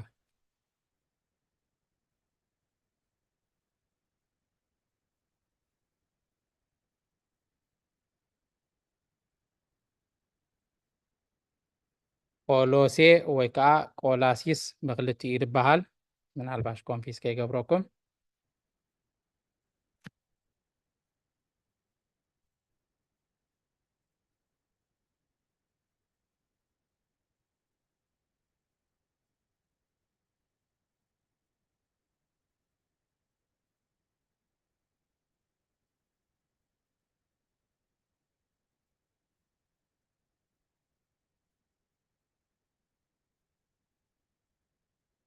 ዘይተረድአና እንተሃልዩ እንከላይ ሕቶ ማለት እዩ ኣብዚ ክወሃበና ፀንሐ ከዓ እንውስኹ ሓሳብ እንተሎ ተነብርሆ ንደሊ ዝያዳ ክንገልጾ ከነስተንትኖ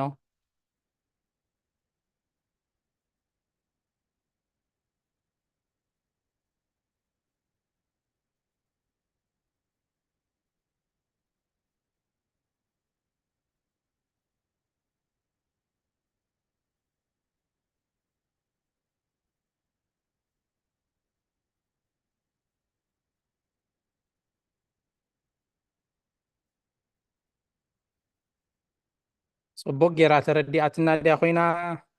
ወይስ ኣይተረድአትና? ጽቡቅ ጌራ ተረዲኣትና ብርግጽ ገለ ነገር ክንውስኽ ኢና ከነስተንትን ኢና ማለት እዩ።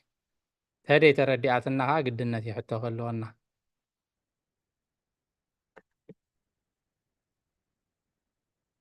ወይ ከዓ ንኻልኦት ዕድል ንምሃብ ኢልና ስቂልና ኣለና ማለት እዩ።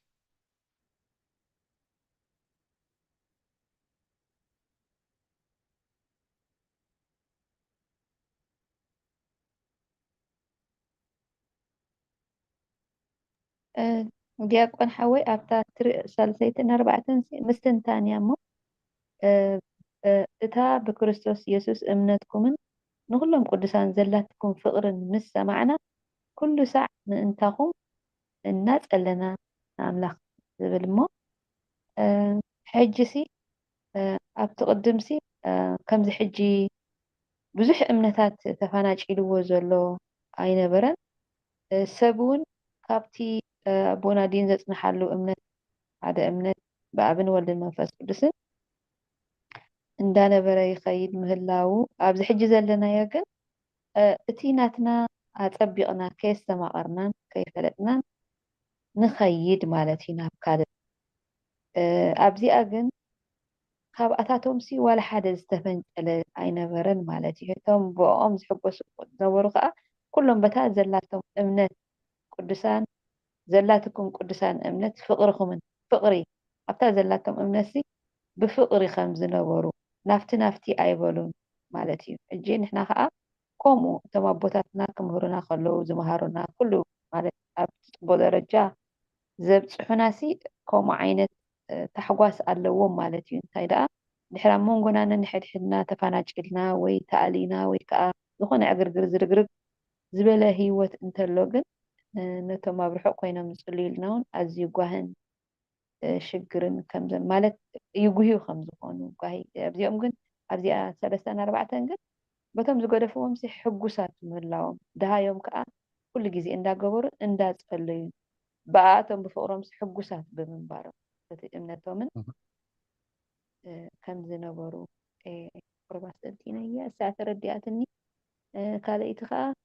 ክርስቶስ ኣምላኽና ዝነበረን ዘሎን ዝነብርን ኩሉ ሻዕን ዘለዓለማዊ ዘይብሉ ማለት ኩሉ ግዜ እና ሕጂ ክንሪኦ ከምታ ተወሊዱ ኣብዚኣ ዝተወለዳ ወዲ 33 ዓመት ኮይኑ እውን ዝዓረገላ ከምኣ ኮይኑ ከዓ ክመፀና ማለት ዘይልወጥ ኣምላኽ ማለት እዩ በቲ ኣብዛ ምድሪ ከሎ ዝረኣይዎን ዝቀተልዎን ከዓ ክርእይዎ እሞ ከምኡ ኮይኑ ከዓ ክምለሰና ምኳኑ ዘይልወጥ ኣምላኽ ማለት እዩ እቲ ብህፃኑ ተወሊዱ ዕድሚኡ ዝነበረስ ሕጂ እውን ብከምኡ ክንሪኦ ምኳንና ንሕና ማለት እዩ እቶም ዝወቅዎ ዝቀተልዎ ከዓ ብከምኡ እዮም ክርእይዎ ማለት እዩ እቲ ዘለዓለማዊ ዝኾነ ኣምላኽ ዘይልወጥ በቃ በቲ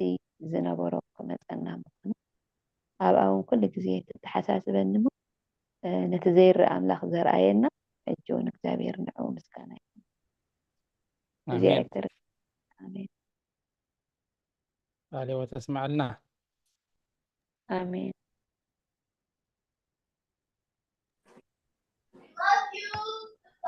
ክትብል ፀናሕኪ ኣነ ንእሽተይ ውስኽ ከብለላ ኣብ ቀዳመይቲ መልእክቲ ጳውሎስ ናብ ጢሞቴዎስ ይቕሬታ ናብ ሰብ ኣይንብልኒ ኢና እዚኣ ምክንያቱ ናብ ጢሞቴዎስ ናብቲ ውልቀ ሰብ ዝተፃሕፈት ብሽሙ ስለ ዝኾነት ንኩሉ እኳ እንተኾነ ናባና እውን በፂሕ እኳ እንተሃለወ ወንጌል ንኩሉ እዩ መፅሓፍ ቅዱስ ንኩሉ እዩ ግን ናብ ጢሞቴዎስ ኢሉ ይፅሒፍዋ መልእክቲ ጳውሎስ ናብ ጢሞቴዎስ ይቕሬታ ቀዳሜይቲ መልእክቲ ጳውሎስ ናብ ጢሞቴዎስ ምዕራፍ 3 ቁጥሪ 16 እወ እቲ ብስጋ ሰብ ተገልጸ ብመንፈስ ጸደቀ ብመላእክቲ ተራእየ ኣብ መንጎ ኣሕዛብ ተሰብከ ኣብ ዓለም ተኣምነ ብክብሪ ዓረገ ዝብል ናይ እምነትና ምስጢር ብርግጽ ዓብያ ትብል ብስጋ ሰብ ተገልጸ እቲ ዘይርአ ዝነበረ ኣምላኽ መላእክትን ሱራፌልን ኪሩቤልን እኳ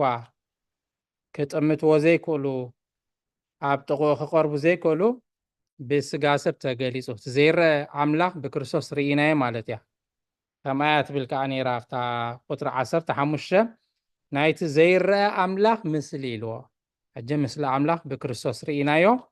ብስጋ ሰብ ስለ ዝተገልጸ ማለት እዩ ልክዕ ከምቲ ኣብ ወንጌል ዮሃንስ ምዕራፍ 1 ቁጥሪ 18 ዘላ ንእግዚኣብሔር ኣቦ ዝረአዮ የለን እቲ ኣብ ሕቑፉ ኣቦ ዘሎ ውሉድ ንሱ ኣጋሃዶ ዝበሎ ማለት እዩ ክብሪ ንኣምላኽ ይኹን ካልእ ሓሳብ እንተለና ሓንቲ ዕድል ከይቤ ተደይ ኮይኑ ግን ምስ ግዜና ምእንቲ ክንከይድ ኣቦና መጠቃለለ ገይሮም ኣበይ ዶክተር ኣለኹም ዲኹም ወፂኹም ኢኹም ዶክተር ክፍላይ ኣለኹ ግን ካልኦት እንተልዮም ድሓን ወሰቕሰቕ እንዲያ በዚሓ እታ ግዜ ከዓ ትኸይድ ኣላ ዳርጋ 20 ደቂቃ ኣቢላያ ደላ ጸሎት ጌርና ኣቦና መጠቃለሎም ክገብሩልና ስለ ዝኾኑ ንእሽተይ ድሓን ሓሳብኩም ሃቡ እሽራ ይቕኒየለይ እንዘብ ከምቲ ዝተገልጸልና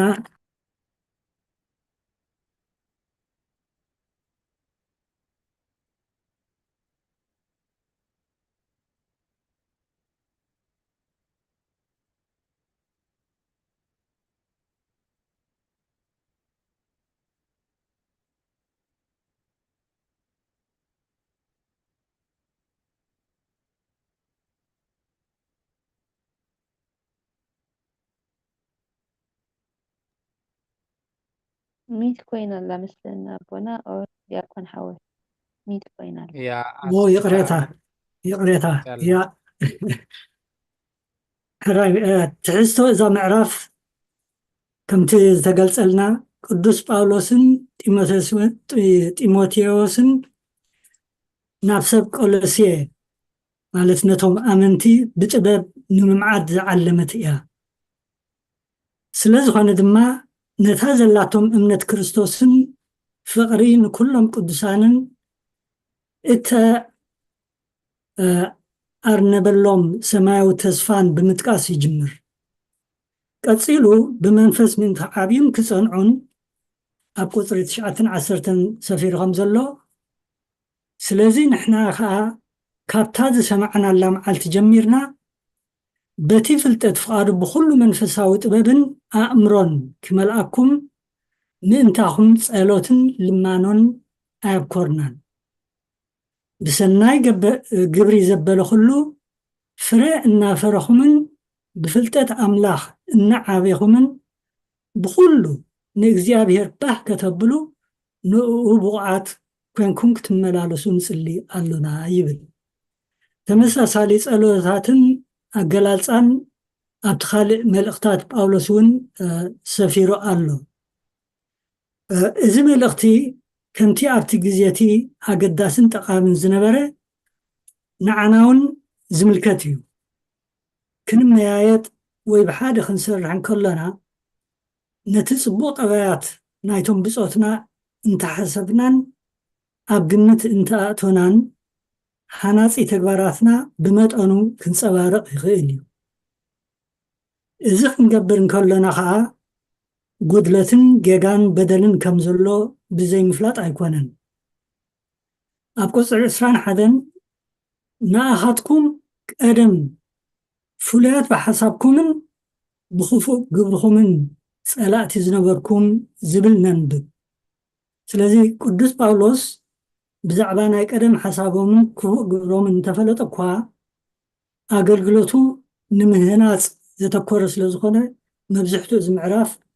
ኣብኡ እዩ ዝምልከት እምበር ብዙሕ ኣይንሰምዕን ኣይነንብብን ናብ ብዛዕባ ተግባራቶም ካብ ኮነ ንህናፅ ምትጋህን ምዕያይን መንፈሳዊ ሓጎስ ድምልእን ዘነቃቅሕ እዩ እሞ ብመንፈሳዊ ጥበብን ኣእምሮን ክንዓቢ እግዚኣብሔር መንፈሱን ፀግኡን ይዕዘልና ናባኻ ዲያቆን ሓውን እሺ ቃልዮ ተስማዓልና ዶክተር እምበኣር ምስ ግዜና ክንከይድ ናብ ኣቦና ካሕልፈኩም እየ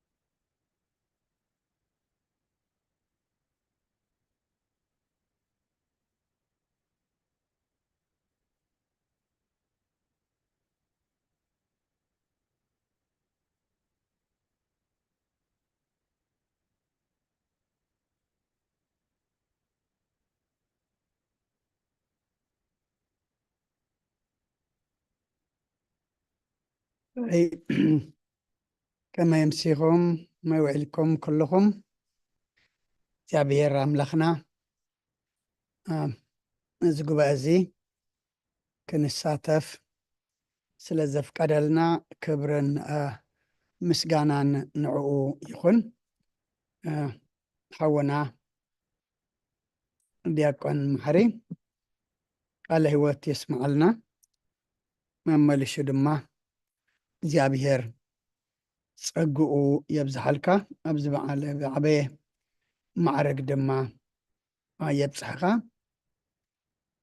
ሓፍትና መዓዛውን ዝማሬ መላእኽቲ የስማዓልና እቶም ኩልኹም ነታ ምዕራፍ ዘንበብኩም ከምኡ እውን ካብ ዝተምሃርናዮ ተረዳእኩም ደሰንተንኩሞ ወይ እውን ነታ መዝሙር ዝገልጽ ጥቕስታት ብምጥቃስ ነዚ ጉባኤ ከዓቢ ክትገብሩ ዝፀናሕኩም ኩልኹም ኩልኽን እግዚኣብሔር ዘመን ኣገልግሎትኩም ይባርኽ ካብዚ ክንምሃሮ ዘምሰና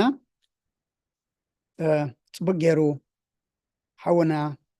ዲያቆን ነታ ምዕራፍ ገሊፅልና እዩ ቁሩብ ሓሳበይ ክህብ ኣብታ ቁፅሪ 10 ብሰናይ ግብሪ ዘበለ ኩሉ ፍረ እናፈረኹምን በፍልጠት ኣምላኽ እናዓበኹምን ብኩሉ ንእግዚአብሔር ባህ ከተብሉ ንዕኡ ብቑዓት ኮንኩም ክትመላለሱ ንጽሊ ኣሎና ኣርባዕተ ነገር ኢና ኣብዚኣ ንሕና ክንኮነ ዝግባአና ክንከውን ምእንቲ ሐዋርያ ጳውሎስ ዝጽልየልና ዘሎ እቲ መጀመርያ ብሰናይ ግብሪ ዘበለ ኩሉ ታንገብር ፍረ ክንፈሪ ብፍልጠት ኣምላኽ ድማ ክንዓቢ መዐቀኒና ብዙሕ ዓመታት ናብ ቤተ ክርስቲያን ምምልላስና ብዙሕ ዓመታት ኣብ ቤተ ክርስቲያን ምህላውና ኣይኮነን ምህላውና ትዝዓበየ እዩ ግን ምህላውና ብምንታይ ክግለጽ ኣለዎ ብፍረ መንፈስን ብፍልጠት ኣምላኽ ድማ ዝዓበናን ዝተለወጥናን ዝተቀየርናን ክንከውን ከም ዘለናን ካልኣይ ድማ ሳልሳይ ድማ እንታይ እዩ ዝብለና ዘሎ ብኩሉ ንእግዚአብሔር ባህ ከተብሉ ሎሚ ኣብ ዓለምና እቲ ብዓለም ዝግበር ገዲፍና ዋላ ኣብ ቤት እግዚኣብሔር ኣብ ክንዲ እግዚኣብሔር ዝሕጎሰሉ ወይ ንእግዚአብሔር ድማ ባህ ዘብሎ ንገብር መድረኽ ምስ ሓዝና ንሰባት ወይ ንኻልኦት ንሰበ ስልጣን ባህ ዘብል ቅብጥሮት እዩ እቲ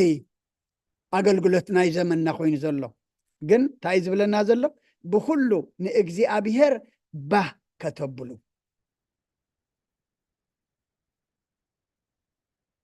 እግዚኣብሔር ዝጓሃየሉ ነገር ተኮይኑ ንሰማዕትኻ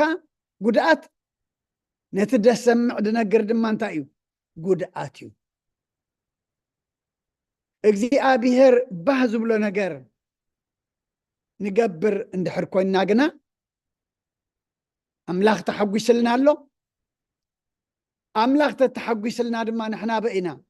ኣብቲ ናይ ሓጎስ ቦታ ኢና ንኸውን ፃዕርና ድማ እንታይ እዩ ኣብቲ ናይ ሓጎስ ቦታ ኣብቲ ናይ ዘለዓለም ቦታ ከንዕርፍ እዩ ካልእ ኣለና ዲብ ዝዓለም ዋላ ሓንቲ ተክንሓልፍ ኢና መፂና ታራብዓይቲ ድማ እንታይ ኢሉ ንዕኡ ቡቃዓት ኮይንኩም ክትመላለሱ እዚአን ኣብ ሂወተይ ኣብ ሂወትኩም ክረአያ እዚአን ኣባይ ኣባኹም ድማ ንኻልእ ኣርኣያ ክኾና እግዚአብሔር ይደሊ ሐዋርያ ጳውሎስ ድማ ይመኽረና ይጽልየልና እዩ ድማ ዘሎ ኣብቲ ወንጌል ዮሐንስ ምዕራፍ 15 ቁጥሪ 8 ጎይታ እንታይ ኢሉ ብዙሕ እንተፈረኹምን ብዙሕ እንተፈረኹምሲ ኣቦይ በዚ ይኸብር ደቀ መዛሙርተይ ድማ ክትኮኑ ኢኹም ኣገልገልቲ ኣምላኽ ደቀ መዛሙርቲ ኣምላኽ ውሉድ ኣምላኽ ልኡኻት ኣምላኽ እንኸውን ብዙሕ ፍረ እንተፈረና ኣምላኽ ሕጎስ ንሕና ድማ መን ንኸውን ደቀ መዛሙርቲ እቲ ህያው ኣምላኽ ድማ ንኸውን እሞ ካብቲ ብዙሕ ዝተመሃርናዮ እዚ ከሰንትን ፀኒሐ ምክንያቱ እዚ ዘመንና ሰናይ ፍረ ዝተሰኣነሉ ብፍልጠት ኣምላኽ ምዕባይ ዝጎደለሉ ንእግዚአብሔር ባህ ንምባል ደቂ ሰባት ዝደኸምናሉ ኣብ ቅድሚኡ ድማ ቡቕዓት ኮይንና ከይንርከብ ወይ ከይንመላለስ ብገለን ብተፈላለየ ነገር ንዕንቀፈሉ ነገር ስለ ዝኾነ እዩ ሐዋርያ ጳውሎስ ብሰናይ ግብሪ ክንፈሪ ብፍልጠት ኣምላኽ ክንዓቢ ነቲ ንፈልጦ ኣምላኽ ባህ ከነብሎ ኣብ ቅድሚቲ ንፈልጦን ባህ ነብሎን ኣምላኽ ድማ ቡቕዓት ኮይንና ክንመላለስ ኢና ንድለ ዘለና እሞ እዚ ክንገብር እንታይ የድሊ ጸሎት የድሊ ምክንያቱ እዚ ክትገብሩስ ንጽልለና ኢሉ ሐዋርያ ጳውሎስ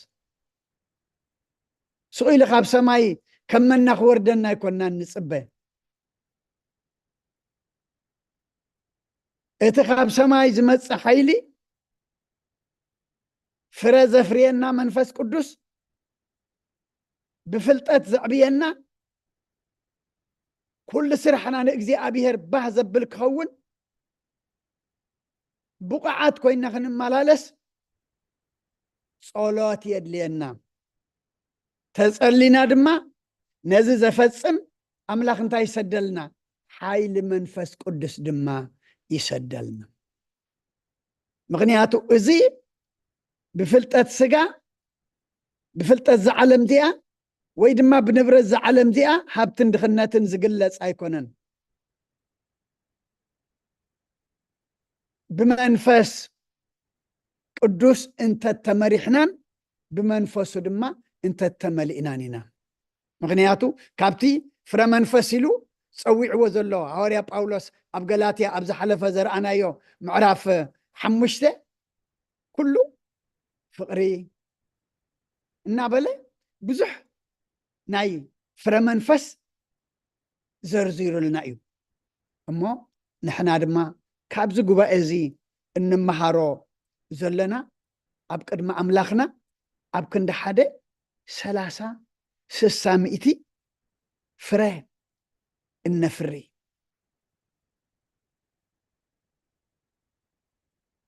نأملاخ دما كنفلطو بفلطة أملاخ كنعبي أب هوسي انتا إلو እግዚአብሔር ፍለጦ ፈሊጥካ ድማ እንታይ ግበሮ ሰዓቦ ብፍልጠት ተዘይ ዓቢና ንእግዚአብሔር ክንፈልጦ ይንኽእልና ተዘይፈሊጥናዮ ድማ ክንስዕቦ ይትኽእልና ኣብ ዘይትፈልጦ መገዲ ትኸይድ ዲኻ ናበልካ ክትከይድ ዋላ እኳ እቲ ትደልዮ ቦታ ኣብ ሓሳብካ እንተሎ ናብኡ ዘእቱ መገዲ እንተዘይፈሊጥካ ግና ሓሳብ ጥራሕኻ ትኸውን ማለት እዩ እሞ ንእግዚአብሔር ንስዓቦ ክንስዕቦ ድማ እንታይ ክንፈልጦ ግባአና ባህ ዘብል ክንገብር ኣብ ቅድሚኡ ድማ ብቑዓት ኮይና ክንርከብ እግዚአብሔር ንኩልና ይሕግዘና እዚ ክትገብሩ ንፅልሎና ኢሉ እሞ እዚ ክንገብር ንሕና እንታይ ክንገብር ክንፅሊ ቅዱሳን ብፀሎቶም ክሕግዙና ንሕና ድማ ክንኩሎ ኣብ ዘመንና ጳውሎስ ክንኮኖ ንኣምላኽ ክንፅሊ ይግባአና ምክንያቱ ፀሎት ንዓና እንታይ እዩ ሓይልና እዩ ተዛሪብና ከነስምዕ ኮይና ክንቅድም ሰሪሕና ከነስልጥ ኣገልጊልና ኣምላክ ክሕጎሰልና ካብ ኣምላክ ክንረክብ እዚ ኩሉ ውፅኢት ዘለዎ ኣገልግሎት ክንገብር ክንፅሊ ግባአና ስለምንታይ መድሃኒ ዓለም ሓይሊ ምእንቲ ክህበና ስለኩሉ እግዚአብሔር ኣምላኽና ምስጋና ይብፅሓዮ ነቦና ኣቦይ መርጌታ ካብ መገሸኦም ብድሓነ ሰላም እምለሰልና ሓውና መምህር ተኽልውን ከምቲ ዘልመደና ካብ ዝመፅእ መዓልታት ከምዚ ኢሉ ኣብዚ ምሳና ተረኺቡ ክመርሓና ድማ እግዚአብሔር ምስ ይኹን ምስ ኩልና ይኹን እሞ መደብና ብፀሎት ክንዓፁ ንፀሎት ሓፍ ንበል ስለ ፀንሐና ግዜ እግዚአብሔር ምስጋና ይብፅሓዮ ምእንቲ ሰላም ዝፅለ ፀሎት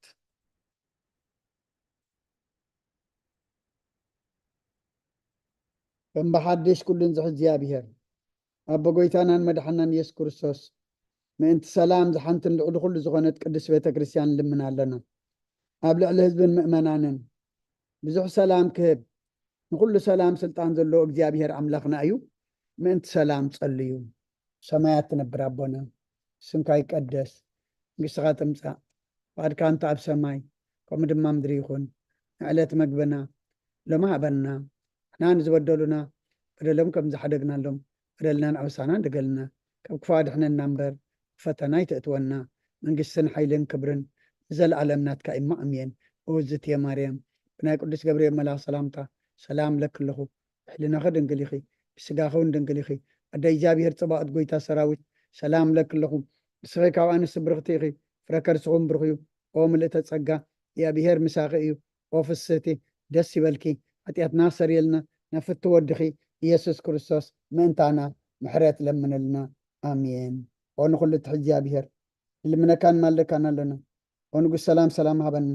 ኩሉ ይብካና ከሞ እግዚአብሔር ኣጥርየና ፀጋኻ ናፍሰልና ጀካኻ ንፈልጦ ባዕዳ ኣምላኽ ይብልናን ቅዱስ ስምካ ንሰምን ንፅውዕና ኣሎና ኣብ ሰማያት ዘለኻ ንስኻ ሰላምካ ኣብ ነፍሲ ኩልና ሓድር ኣብዚ ዓለም ዝንማርና ብሰላም ሓሉ ኩሎም መራሕትን ሰበስልጣን ብቅዱስ ስምካ ሰላም ሃቦም ኣብ ዙርያናን ዘሎ መኳይንታ ኣሕዛብ ከዓ ምክራብ ኣብ ምእታውናን ምፃናን ዘሎ ጎራውትናን ብኩሉ ሰላም ሓልዎም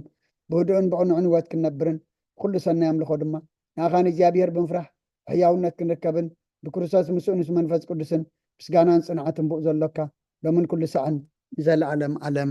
ኣሜን። ሓረ ኣምላኽ መሓረና ቅረባሃላ ኣምላኽ እቕረበለልና ሰዓት መዓልቲ ዝባረካልና ቅዱስ እግዚኣብሔር ኣምላኽና ሰዓት ዛምሸት እዚኣ ድማ ባርኸልና ምሳና ዝወዓልካ ነመስግነካ ምሳና ክትሓድር ድማ ንምዕቆበካ ነዚ ጉባኤ እዚ ዝኸፈትካልና ኣብዚ ጉባኤ እዚ ክንሳተፍ ድማ ኣምላኽና ዕድል ስለ ዝሃብካና ክብርን ምስጋናን ንኣምላኽ ይኹን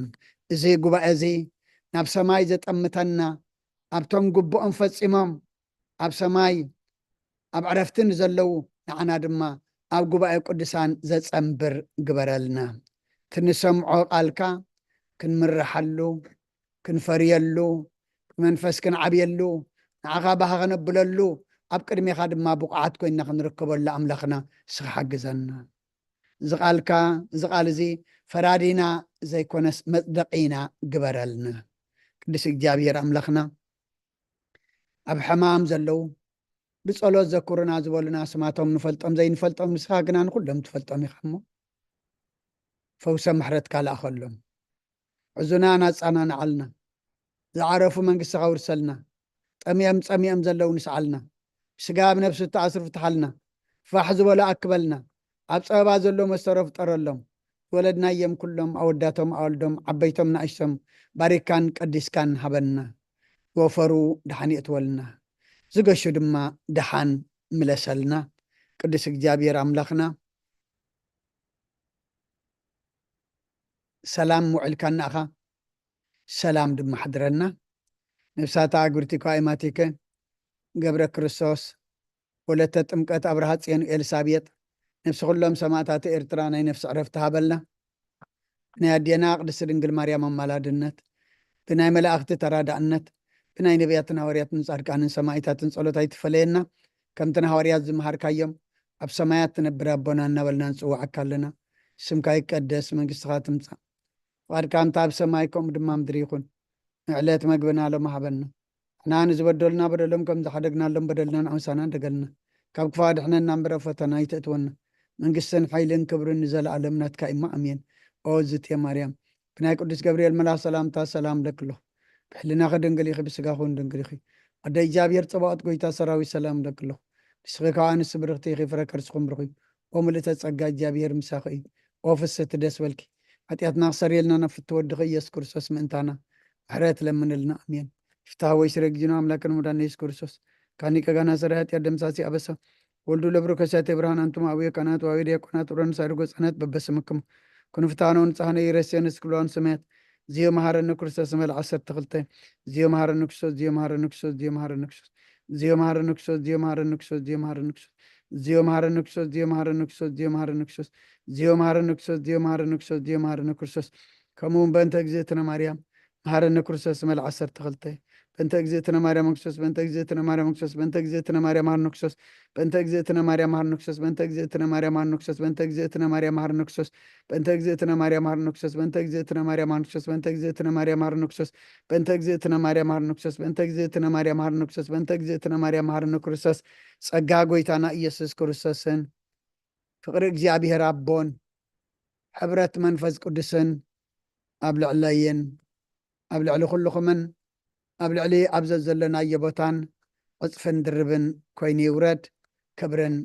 ምስጋናን ንኣምላኽ ይኹን። ብሩኽ ምሸት ግበረልና። ንኩልኩም ድማ ዘመን ኣገልግሎትኩም ይባርኽ። ሓፍትና እልልታ ድማ ብዙሕ ግዜ ጠፊእኽና ተፈሊኽና ነርክሞ እንኳ ድሓን መጻኺ ኣብ ዘለኽዮ ድማ እግዚኣብሔር ምሳኺ ይኹን። ኣራይ ብሩኽ ምሸት ግበረልና። አሜን አሜን። ቃለ ሕይወት ይስማዓልና ዲያቆን ይስማዓልና። ሓወይ አሜን። آمين. روح مشيت አገልግሎትኩም ይባርክ። آمين. Thank you everybody. ዲያቆን አቦና ኩልኩም ቃል ህይወት ይስማዕና ዳሓን ሕደሩ ሶሪ ሎም ዓንቱ ኳለይቲ ኣቴ ብዛሓይት ክክስታ ይገበርኩን ጣዕም ለይቲ ዳሓን ሕደሩ روح ليتي. ስለዝነበረና ናይ ትምህርቲ ጊዜ እግዚአብሔር ዝተመስገነ ይኹን። ቃለ ህይወት ይስማዓልና ብሩክ ለይቲ آمين كلنا.